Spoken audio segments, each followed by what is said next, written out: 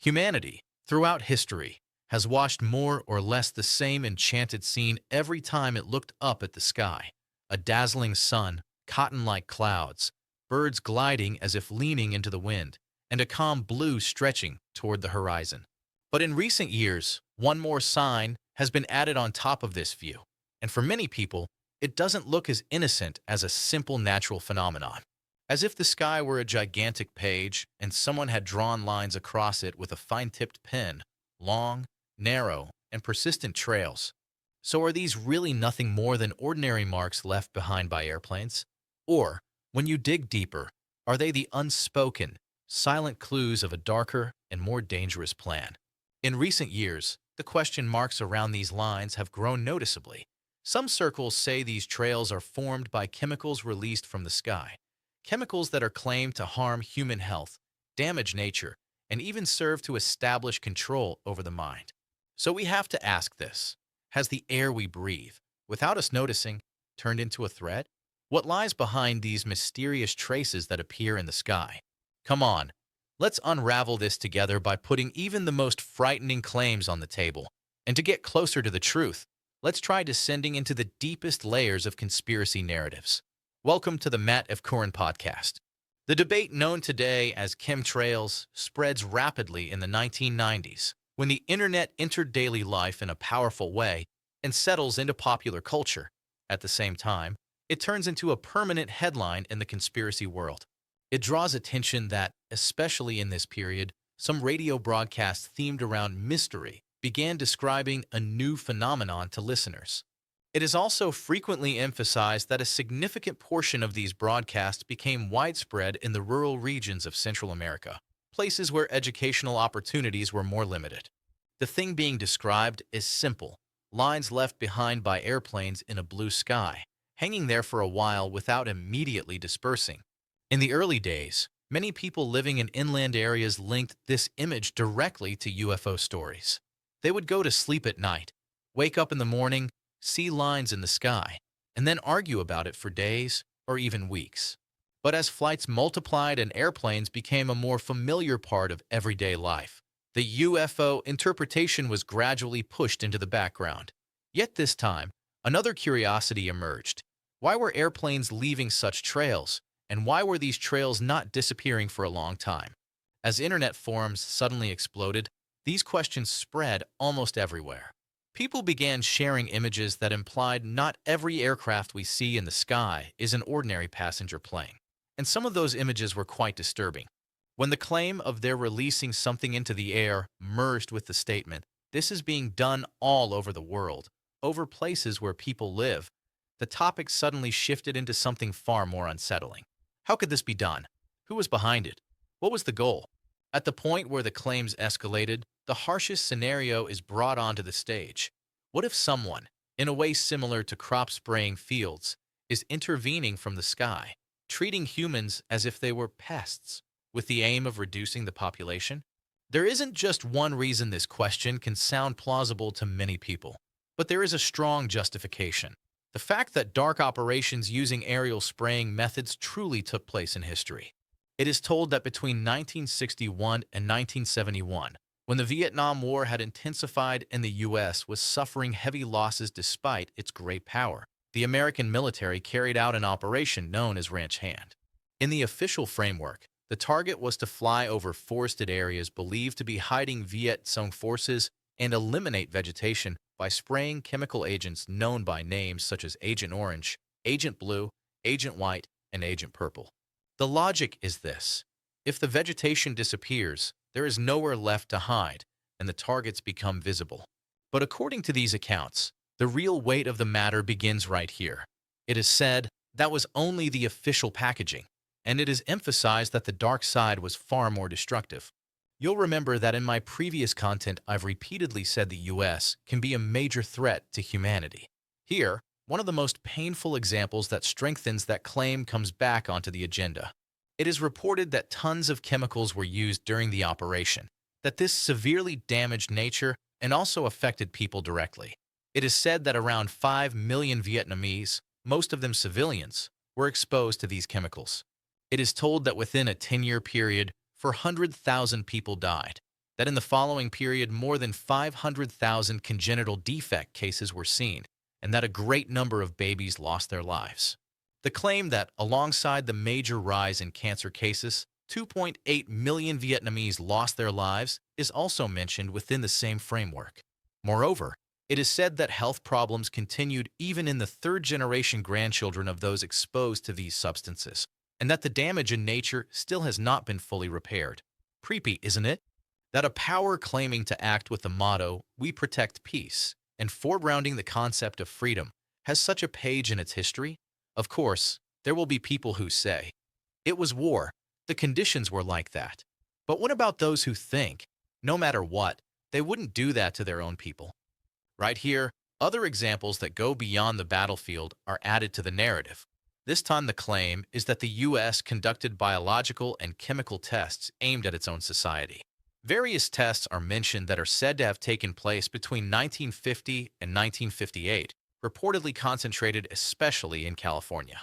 It's easy to think they probably did it in deserted areas, but according to the claims, secret tests were carried out in places with extremely dense populations, such as Los Angeles and San Francisco. Some examples are listed like this. Within the scope of Operation LAC, which is said to have been conducted in 1957, it is told that zinc-cadmium sulfide was sprayed from the air over 29 cities, and that what kinds of results it produced at the scale of a city were monitored. It is emphasized that the public learned about this years later, and even more strikingly, that in the approximately 10 years following the test, an increase in cancer cases was observed in the region. Of course, it can be said, it may be related to lifestyle, but the fact that cadmium is known as a strong carcinogen raises other questions in the minds of those who listen to these claims. And it doesn't end there. In Operation Sea Spray, said to have taken place in San Francisco in 1950, it is claimed that the bacterium Serratia marcescens was dispersed toward the city from ships off the coast, and in this way the distribution of a biological agent in a large city was observed. According to this narrative, in the following days thousands of people were taken to hospitals with severe urinary tract infections, and about 10% of the patients died. Once again, it is said that these events reached the public years later, only through disclosures. Another example often mentioned is Operation Big Buzz, said to have taken place in the state of Georgia in 1955. As you might guess from the name, it is claimed that this time mosquitoes were used like a weapon. It is told that mosquitoes allegedly injected with a yellow fever agent were released into various areas, especially the town of Carver, where black people lived, and that how people were affected was observed. The claim that details such as how many people fell ill or died have still not been shared clearly even today is also part of the same narrative. Many more examples similar to these are mentioned, and I also have content about MKUltra on my channel. Anyone who wants can take a look. All these examples bring the same harsh sentence in front of us again and again. In the eyes of some states, the first expendable mass is often the public. As these narratives suggest, some weapons were tested on society before being used against an enemy. With such a historical background, when people see long-lasting trails in the sky and think, could this be a chemical attack too? They find a ground that is too strong to be dismissed as mere fiction. You just saw how that ground is built. Now let's come to the main question. Could airplanes really be poisoning us? Or is the matter something else entirely? It is said that the scientific name of these trails, called chemtrails among the public, is in many cases actually contrail, meaning a condensation trail. And behind it, there is simple physics. A jet engine takes in air, compresses it, mixes it with fuel, and burns it in the combustion chamber. The very hot, high-speed gas that emerges spins the turbines and pushes the aircraft forward. The key detail here is very hot exhaust. It is stated that the temperature of the gas at the engine outlet is around 900 degrees on average. In the flight altitude band of 9 to 12 kilometers, the air is often between -40 and -60 degrees. What happens in such an encounter? Condensation occurs very quickly, small ice crystals form, and this appears as a white trail behind the aircraft. The fundamental reason this structure disperses slowly is that it forms at high altitude. While clouds closer to the ground disperse under different conditions, atmospheric conditions at 10 to 12 kilometers can cause the trails to remain longer on some days. Even with such a clear scientific explanation, One question still keeps circling in people's minds. So could a small intervention be made to this exhaust and a system be established with the purpose of long-term poisoning? The images produced by the internet play a major role in spreading this claim. Some photos that frequently circulate in chemtrail debates are served as, look, this is how they're spraying under the guise of commercial aircraft. Yet it is pointed out that there is an obvious deception here.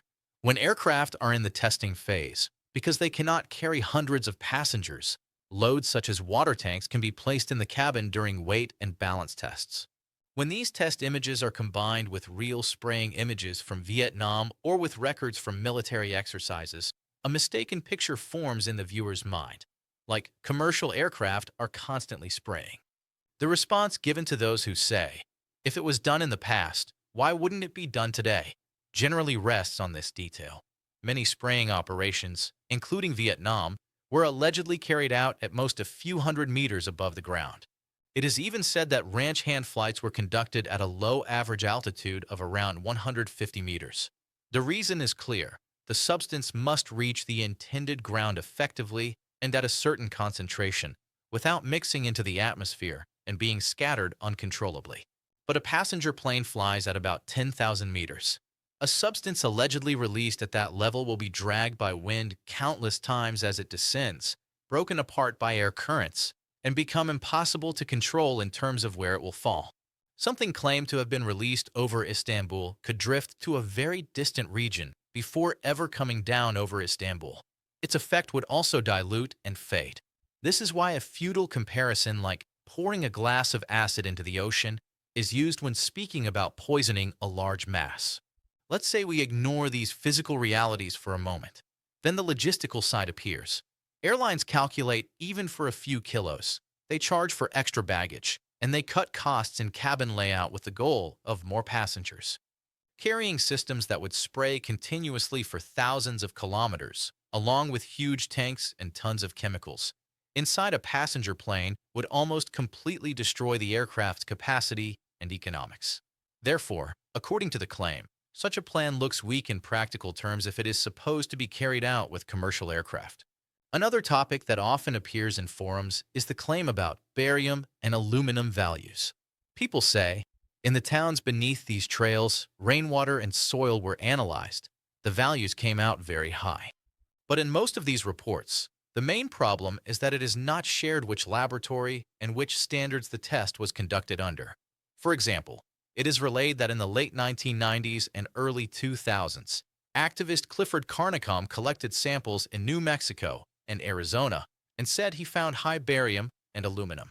In response, it is claimed that when official institutions or independent teams requested the same test be conducted in different places under transparent and repeatable conditions, that request was rejected. The fact that the report was prepared at his own institute is also presented as a point of criticism.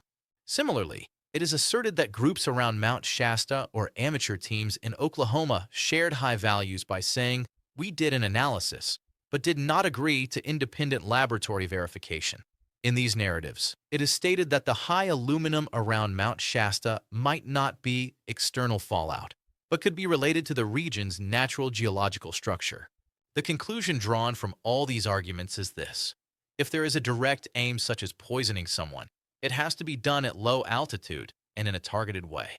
It is argued that the claim of poisoning society in a controllable manner from 10,000 meters using commercial aircraft has no realistic basis. But at the same time, this warning is also made. The fact that one claim turns out to be wrong does not mean no other dark things are happening in the world. For this reason, it is said, look at the truly heavy and real examples. Within this framework, it is also told that the chemtrail topic grew in the uncontrolled information environment of the internet in the 1990s and turned into a source of income for some radio programs and writers. This is why I reminded you that I previously touched on how conspiracy rhetoric became commercialized in the US. So I underline it again.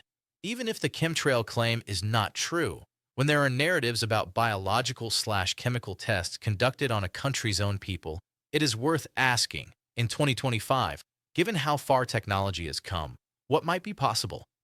So look beyond the shiny claims presented in front of you to keep you busy. For example, It is also criticized that chemtrails are frequently brought up in population reduction plan debates. The question, do you really think they would do that from 10 kilometers up with airplanes, becomes important here. Since the 1980s, while the number of flights has increased seriously, the world population has also grown rapidly in the same period. If you speak only with data, even saying airplanes increase population rather than airplanes reduce population can look more consistent.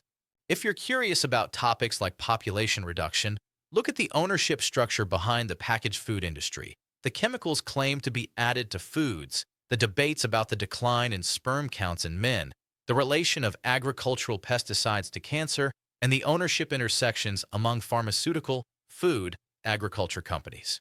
Because according to this narrative, to understand the big picture, you should not look to the sky, but to your plate and your glass of water. In short, yes, there are troubled processes, hard control mechanisms, and dark networks of interest in the world. Claims that respiratory infections have become stronger, sudden heart attacks, food additives, hormones alleged to mix into water, manipulation through big data, the endless stream of negative news wearing down collective psychology. Each of these could become hundreds of video topics on its own, and I will cover many of them over time. But at least the claim that deadly gas is being released from commercial aircraft does not seem to take a strong place within this picture. So you can breathe a little on this point. Of course, let's add this note. If you see an aircraft flying at very low altitude and leaving thick smoke behind it, then it might make sense to report it to official authorities. But other than that, it is not easy for a passenger aircraft at 10,000 meters to cause direct harm, rest assured. Still, don't forget that these trails are part of an exhaust process, meaning they have an effect on the atmosphere, just like vehicle exhaust. This environmental impact is real, and it is known that work on this continues. Final word, don't inflate the claims in short videos whose source, context, and verification are missing.